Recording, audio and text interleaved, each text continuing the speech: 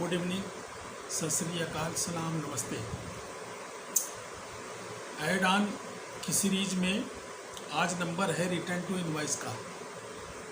मैं रामो Singh, SLA legal adviser, आज आपके बीच में endorsement wording for add on cover return to invoice है क्या, रिटर्न टू इनवॉइस है क्या, और पॉलिसी किस तरह से कवर कर रहे हैं, और वर्डिंग क्या लिख के देते हैं, और वर्डिंग को कितना लोग समझ पाते हैं, और समझने के बाद उस पर जो भी क्लेम के बाद जो क्रियान्वयन करने होते हैं उन पे कितने एक्शन कर लेते हैं, ये आप पे डिपेंड करता है। और आपके नो हाउ पे, आपकी जानकारी कितनी है उसके हिसाब से आप देख पाते हैं अपने क्लेम को, वरना घूमते रहते हैं।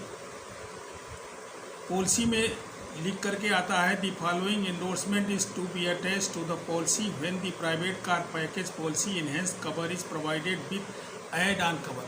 अगर ऐड ऑन कवर होगा तो ये मिलेगा।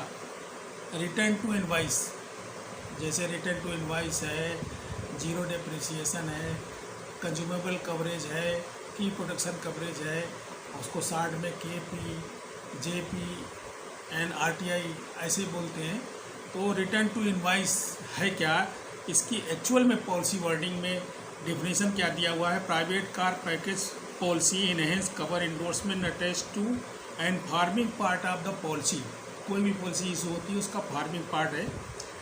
इन consideration of payment of an additional premium by the insured, in consideration of payment of an additional premium by the insured, it is hereby agreed and declared that notwithstanding, it is hereby agreed and declared that notwithstanding anything to the contrary contained in the policy, the company hereby undertakes to pay the on-road price of the insured car in the occurrence of any constructive total loss, theft claim।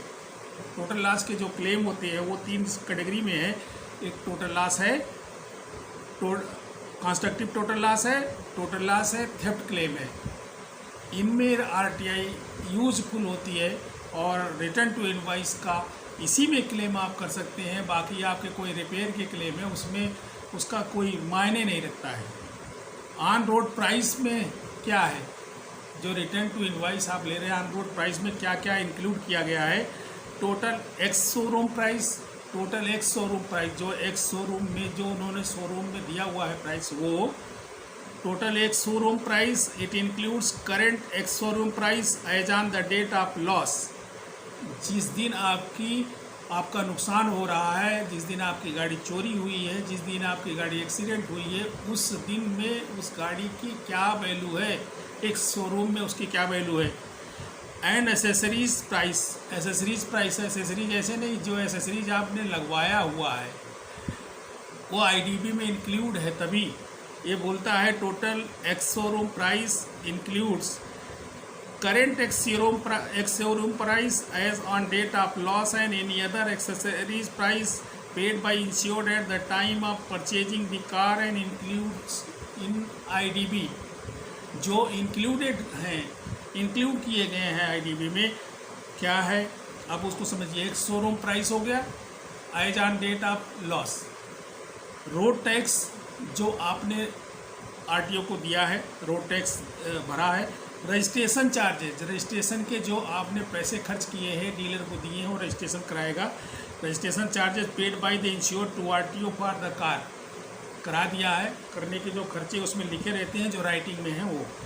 This cover is available for private cars up to the age of 3 years only. 3 साल तक ही ये आपका लगातार चल रहा है, और उसके बाद एक्सीड नहीं होगा, बढ़ेगा नहीं, ये बढ़ेगा नहीं। और कुछ लोग देखिए, अब आज की डेट में पॉलिसी में ऐसा कोई थंब रूल नहीं है, कौन सी पॉलिसी कब तक बढ़ेगी, कब तक घटेगी, क्या है, कौन सी कंडीशंस है, कौन प्राइवेट इंश्योरेंस कंपनी IRDA को क्या फाइल एंड यूज़ में ऐड करवा रही है।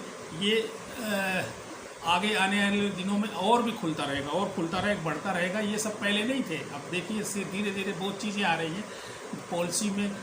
सब चीज़ें ऐड होती चली जा रही थी, जो कभी एक्सक्लूजन में हुआ करते थे, जिसके विषय में कोई क्लेम नहीं सोचता था या कोई क्लेम पड़ता था तो उसमें डिस्प्यूट आते, तो उन डिस्प्यूट को ख़त्म करने के लिए ही ये प्रीमियम ले करके आपको ऐड ऑन दिए जाते हैं। ऐड ऑन में जैसे आपने देखा था कि इंजन प्रोटेक्शन में consequential loss, accident external means के अलावा कॉन्सिक्वेंशियल लॉस को कवर कर रहा है।